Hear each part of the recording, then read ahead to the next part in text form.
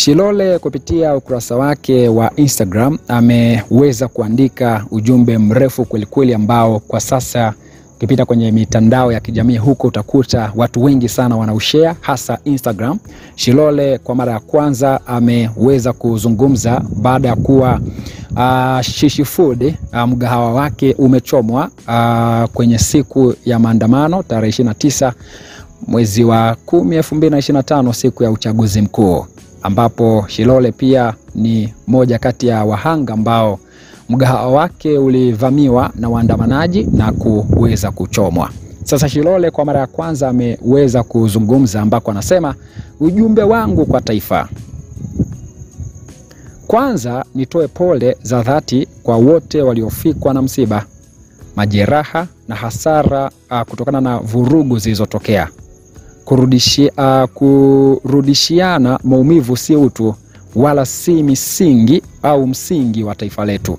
Tofauti za kisiasa hazitufanyi tuache kuwa jamii moja, kwani kabla ya itikadi sisi ni binadamu na ni Watanzania.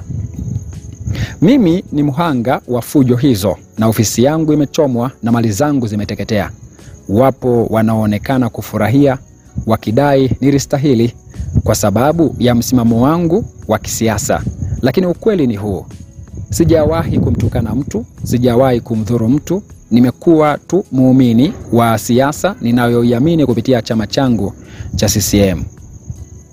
Lakini je, wale wasio na chama walioumizwa, je, nani anawatetea? Hili linaonesha wazi kuwa fujo hazitofautishi, bali ni uharibifu usio na mantiki. Kwa hivyo wakati huu si muda wa kutafutana mchawi wala kutupiana lawama, ni wakati wa busara. Na wabariki na kuwasamehe wote waliohusika katika uharibifu wa biashara yangu, huku akiwa wamedhamiria kunirudisha nyuma. Muhimu ni kwamba Mwenyezi Mungu ameendelea kuniruzuku uhai, basi ninaamini mali zinaweza kurejeshwa kwa juhudi na kupambana pasipo kukata tamaa, lakini pumzi ya uhai haina mbadala. Alhamdulillah. Naiomba nchi yangu, naiombea nchi yangu, namwombea rais wangu Mama Samia Suluhu Hassan pamoja na serikali yake katika kuendeleza awamu ya 6 katika kipindi chake cha pili.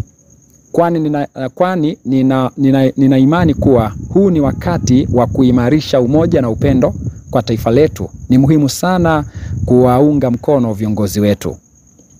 Na mimi sitarudi nyuma katu. Nitaendelea kuamini, kutetea na kusimama na imani safi ya chama changu cha CCM licha majaribu, vitisho na hasara niliyoipata. Ninashauri tusimamie katika nguzo ya hekima, maridhiano, uvumilivu na uteuzi wa hoja bila fujo. Kwa walionijulia hali baada ya kuzushiwa kifo, poleni kwa namna mlivyojisikia baada ya habari zile. Asanteni kwa kujali. Mali zilizopotea ni hasara kubwa sana na nimeumia, ila haziwezi kuwa na thamani kuliko uzima huu Mungu alonipa. Alhamdulillah. Tuchague amani, tuchague umoja, tuchague busara. Mungu ibariki Tanzania.